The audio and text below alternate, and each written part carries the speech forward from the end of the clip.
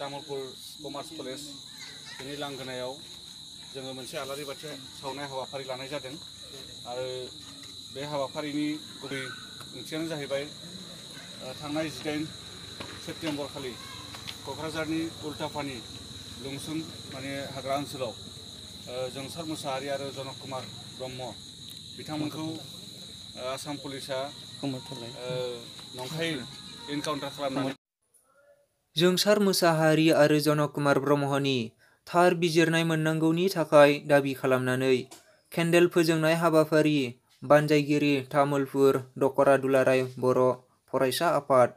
थावनि Tamulpur commerce college अक्ट' 24 September 2021 इं माने मैयामोन आरोना लोगोफोर मैया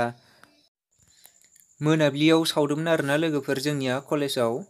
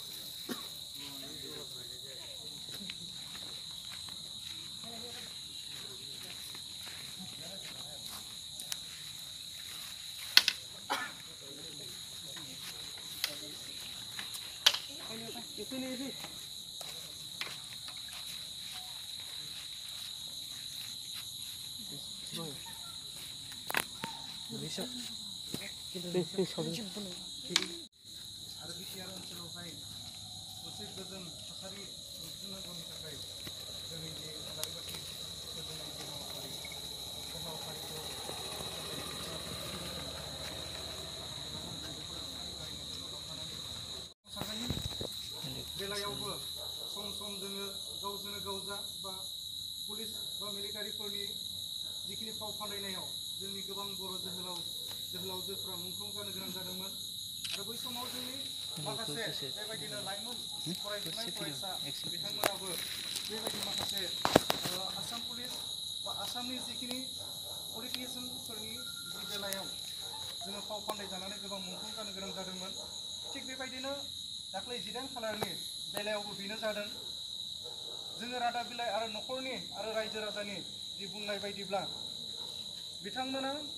17 खालाराव बाइक एक्सिडेन्ट जादोंमोन आरो बै बाइक एक्सिडेन्ट जानायावहाय रायजो राजाफोरानो जिहेतु बियो मोनसे एक्सिडेन्ट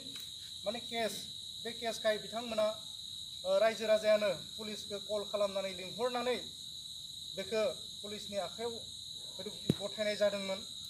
आरो गथायनायावहाय बिथांमोननि न'खरनि जि सुबुंफोराबो बेवहाय